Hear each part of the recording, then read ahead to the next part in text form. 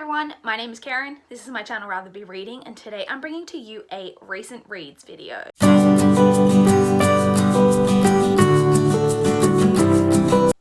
It has been a week since I last checked in for a recent reads video, and I actually managed to read 9 things this past week, so a definite improvement over the past couple of weeks, which is great. So let's jump straight in and talk about all 9 things because we got a lot to talk about. So the first thing that I completed this past week was Through the Evernight by Veronica Rossi. This is the second book in the Under the Never Sky trilogy, so obviously I can't talk too much about this particular book because it would be spoilers for the first book. The trilogy overall, though, is a kind of sci-fi, kind of dystopian YA trilogy. I enjoyed this sequel. I didn't enjoy it quite as much as the first book, but I did still really enjoy it. And I really love that we have a really strong male-female friendship in here, and it's not like love triangle territory. We're never like, oh, which one is she gonna pick or anything like that. The love interest is the love interest, but then she still has this very strong friendship with the main female character has this strong friendship with a male character who, you know, it's never like enters into like romance territory, and I really like that as well. And you get a lot of like the friendship in this book. Really, like I said, did enjoy this installment. I ended up giving this one 3.75 stars. The next book that I completed was Staceys Mistake by Anne M. Martin. This is book 18 in the Babysitters Club series, which of course is a series that I'm rereading from my childhood. So this one follows Stacey was a member of the Babysitters Club. She originally was from New York and she had recently moved to Stony Brook, the town where the babysitters live. And then at one point, so she was there for like the first however many books, I can't remember how far into the series it is, and then eventually her family relocates back to New York, and so she's left and she's now living back in New York.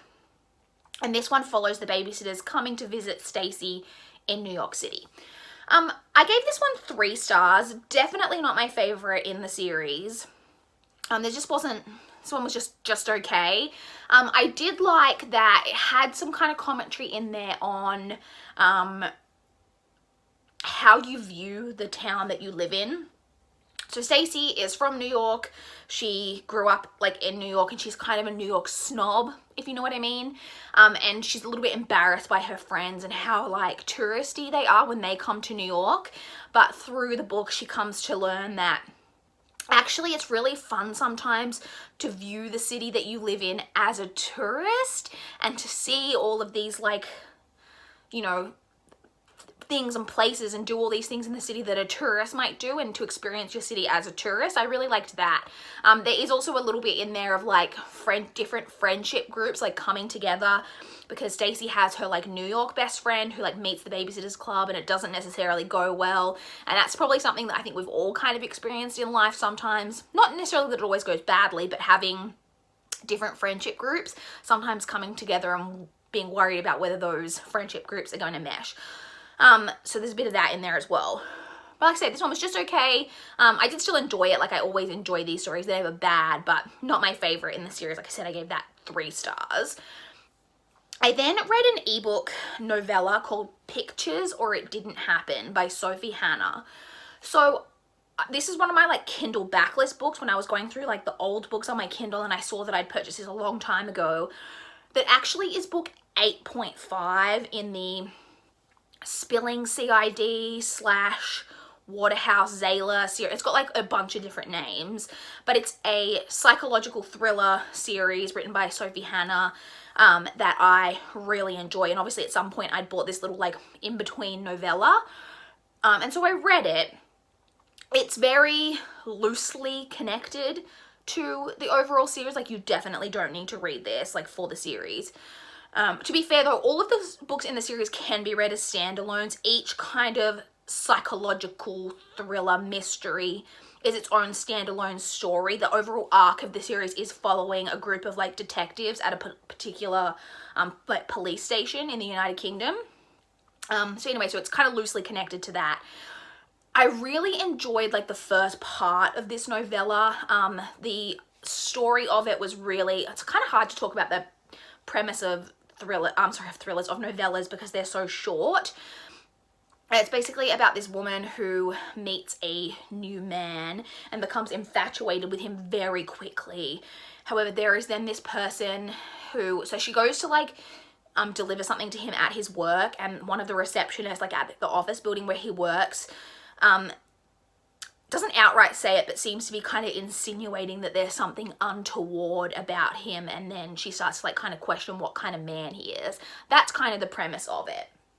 Like I said, I was really enjoying the first part of it. Like it was kind of very like, I was very like involved in like, oh, creepy, like is he like a creep or is he a nice guy? Like you don't know, not sure, trying to like read the signs. But the ending of this was super disappointing. It's also like insta love to the max. She meets this guy like randomly on the street. Like literally she's with her daughter. She's got a daughter, I think she's like 8 or 9, and her daughter is on the way to this audition. And they've parked the car and they're walking from where the car was to the audition, and the audition has like really strict like times, like you have to be there, like if you miss your like 10:30 slot then you're out. And she realizes they're like have walked from the car, and she realizes that she's left the daughter's music in the car, and the daughter's like freaking out because they don't have enough time to get to the like theater or wherever it is that she's having her audition, like to go back to the car and get the music and make it back for the audition. And there's this random guy who hears them arguing on the street about it, and he's on like a bicycle, and he's like, give me your car keys, I will race to the car and meet you guys at the theater like with the music. So that's kind of how they meet. They then proceed to go on like 2 dates, and they are like the biggest love of each other's lives type of thing. And I was just like, whoa, let's pump the brakes a little bit. So yeah, I said the start of it was really good, the end of it was very disappointing, and like I said, the insta love was also really like cringe. So in the end I gave it 3 stars. The next book that I read was one that I listened to an audio called Because You're Mine by Colleen Coble. So this is a romantic suspense. It follows this woman who is part of so she's originally Irish, and she is part of this kind of like Irish folk band, kind of. It wasn't really clear exactly kind of what they were, but like she plays the fiddle and she's got this amazing singing voice. And right at the start of the story, her husband is killed in a like car bombing. Like her husband and his best friend are in a car, and it's a bomb like destroys the car and her husband is killed. Her husband's best friend survives, but her husband is killed. She's pregnant with the husband's baby, and she goes back to Ireland to like tell his parents that she's pregnant with his child and everything, and the parents basically threaten to take the child away from her, to like take custody. And so she flees back to the United States where she's been like touring, and her tour manager like suggests that she marry him, and then he's American, and then he marry him, and then they have she live in the United States, can get citizenship, and the baby will be born in the United States, like an American parent, and like the baby will be an American citizen, and then there's like no way for the husband's family to like take the baby. And he lives in this like kind of decaying mansion in like the South, so it's like Southern Gothic suspense. And so it starts to be like there's like weird stuff going on with the mansion, and there's all this like thing of like what happened to her husband, and then the husband's best friend has like lost his memory, but like he wasn't a nice guy, and there's all this stuff going on. I really didn't like this book.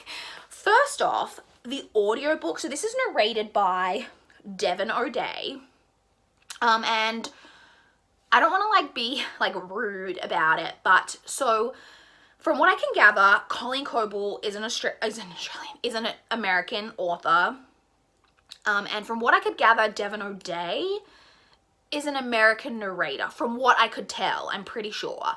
But the main character and like all the people like in her band and stuff you kind of see as well are Irish, and so you get Irish accents. And I'm saying this as an Australian, but I didn't think the Irish accents were very well done. And it was particularly jarring because during the just like narration parts where it wasn't like dialogue, it was narrated in an American accent, and then whenever the main character who's Irish or anyone Irish is talking, all of a sudden there'd be this Irish accent, but like not like a good Irish accent in my opinion. And it was just very jarring. So I didn't enjoy like the audiobook generally. I also found the gothic vibe. So like when I read the synopsis of this, I was like, this sounds so fun, like with this like gothic, like decaying mansion in like the South and all of that. The gothic vibes were totally lacking. The main character is like one of the weakest main characters like I've like ever read about. She was terrible. The story is incredibly predictable.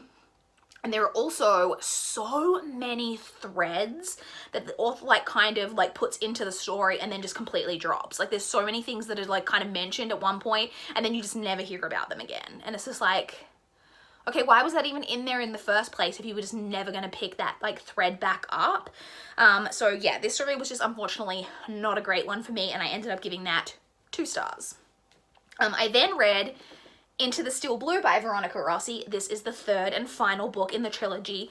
Again, I really can't talk about my thoughts too much on this one because of it being the 3rd, sorry, not my thoughts, what the synopsis is of this, because it is the 3rd book in a trilogy. But I did really enjoy this one as well. Overall, this is a really strong trilogy. I really recommend it. I really liked both of the main characters. Like I said, I really liked the friendships, really liked the relationship.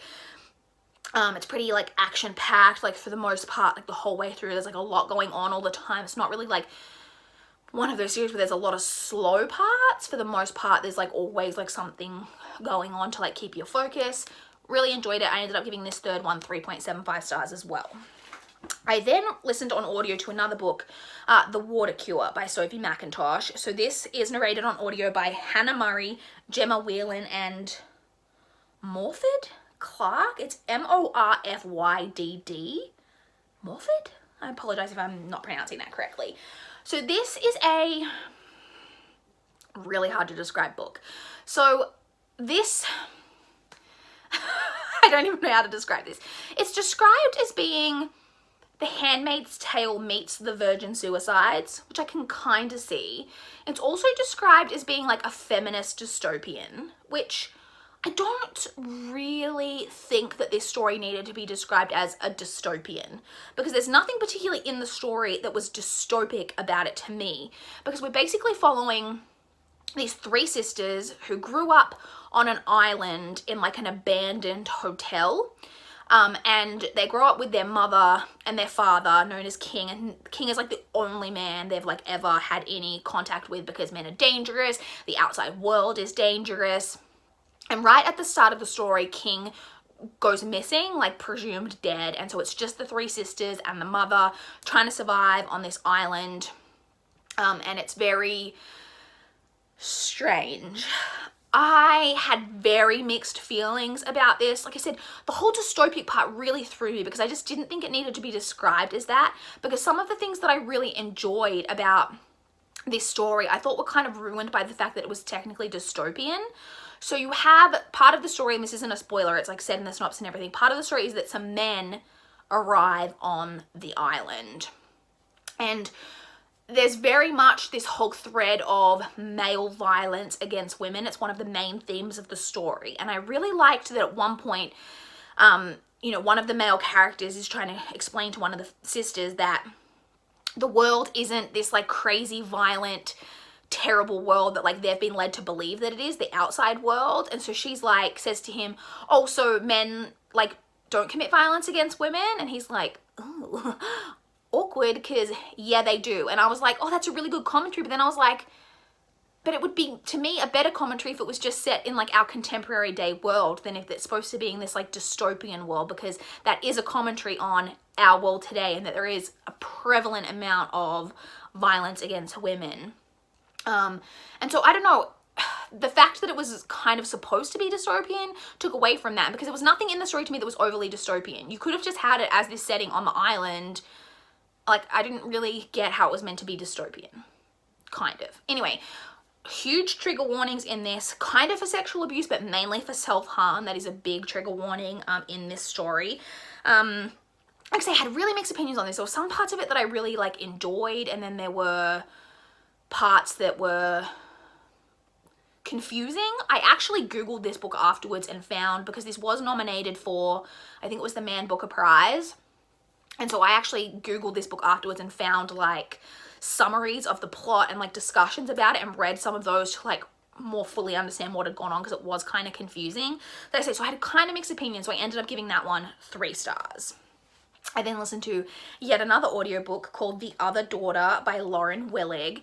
This is a historical romance, basically.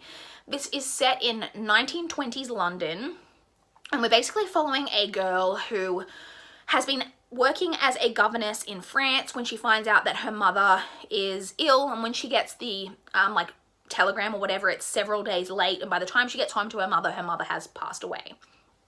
And it was just her and her mother growing up. She then, going through her mother's things, finds a photo of her father, who she believed to be dead. She believed he died when she was 4, and it's a photo from like 5 months ago. And lo and behold, her father is this like high-ranking like earl, and he has another daughter.